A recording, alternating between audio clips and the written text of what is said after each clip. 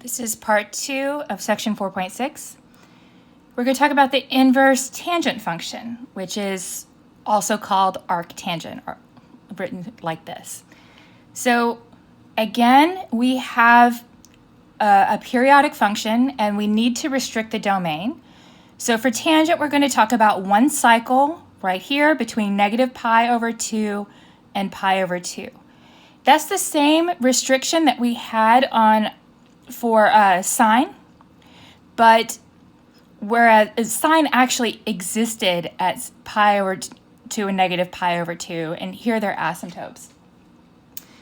So it's changed just a little bit, but generally speaking, we're going to get answers here. Again, these two quadrants, and again, we're going to be dealing with negative answers right here. Okay? So if you notice here, we can have inverse tangent of anything because the range of tangent was all real numbers. And we had to restrict the domain between negative pi over 2 and pi over 2, not inclusive. And so you end up with a graph looking like this. If this is what your tangent graph looks like, this is what your inverse tangent looks like. Okay? So let's look at some problems here. Find each exact value of y or state that y is undefined. And we want to find inverse tangent of square root of 3. Okay? So we're looking for something that gives me a tangent. When we divide sine by cosine, we get the square root of 3, and it's going to be in one of these two quadrants.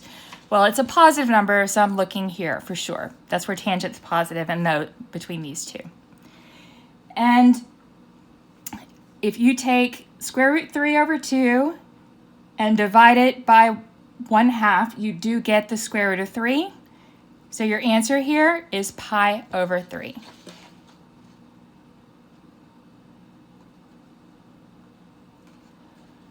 Okay, now inverse tangent of 1. Well, where is tangent 1? Tangent's 1 where sine and cosine are equal and have the same sign. Well, that would be here and here, but we don't get answers in this region from inverse tangent. So our answer here is going to be pi over 4.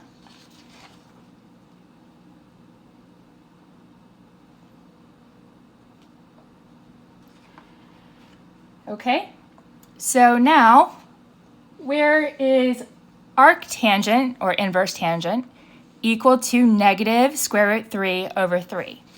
Well, tangent is negative in this quadrant. Negative square root 3 over 3, well, where does sine divided by cosine give you that? It gives you that when you are here. Be negative 1/2 divided by square root 3 over 2. So your answer here is at 11 pi over 6, which we can't write in that form. We need to write in the negative version, so negative pi over 6.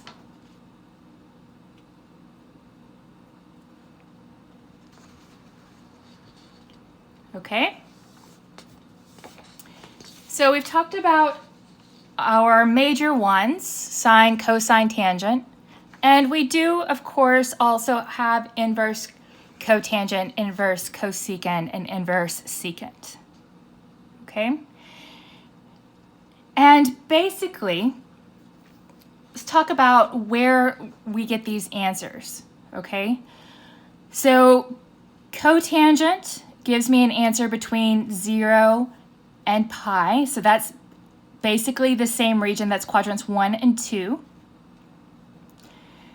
Cosecant gives you an answer in quadrants 1 or 4. Inverse secant is also between 0 and pi, so that's quadrants 1 and 2. So we have half and half. Half of our inverses give us an answer in quadrant 1 and 2. The other half is 1 and 4. Okay? So let's find inverse secant of -2. So what this means, what this is saying is that -2 is equal to secant of y. Okay? And that means -1/2 is equal to cosine of y, because they are reciprocal functions. Okay? Now, I've made this change, but now I'm going to need to make sure that I give the answer that's in the correct form. Okay? Because I'm asked for secant, I need to make sure that I get the correct answer from the correct quadrant for secant. Now, secant gives me an answer in quadrants 1 or 2, and so does cosine. So those match up here. -1/2 for cosine happens here at 2 pi over 3. So that's my answer.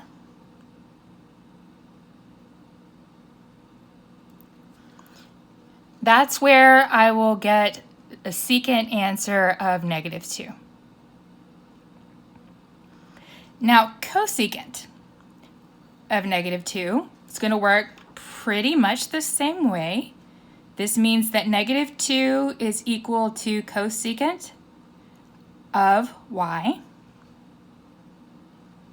which means that -1/2 is equal to sine of y.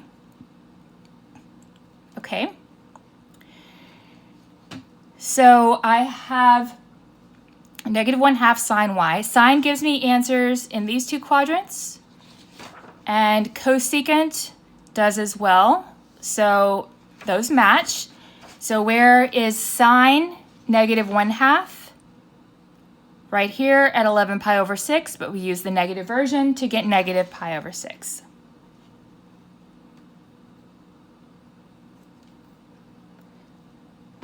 Okay, now here's where things do get tricky. Tangent gives answers here and here, but cotangent gives answers here and here. We can still use this to find our answers, but we will likely have to make a quadrant adjustment at the end. Okay? So, arc cotangent, which is inverse cotangent of -3. Let's just kind of work it the way we have been. This means that negative square root of 3 is equal to tangent of y. So let's work, cotangent y, sorry.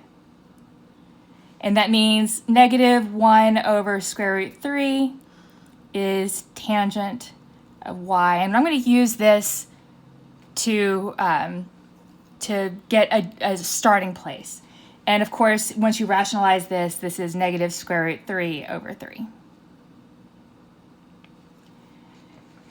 Okay, so if I'm dealing with inverse tangent, and I'm looking for that, that happens right here at 11 pi over 6. So this would give me negative pi over 6, okay?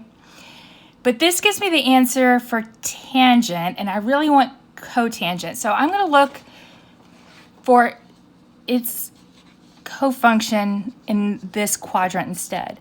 So I got this answer when I dealt with tangent. Now if you just follow it over to here and put it in the correct quadrant, the answer they're actually looking for, because it is the inverse of cotangent, is 5 pi over 6.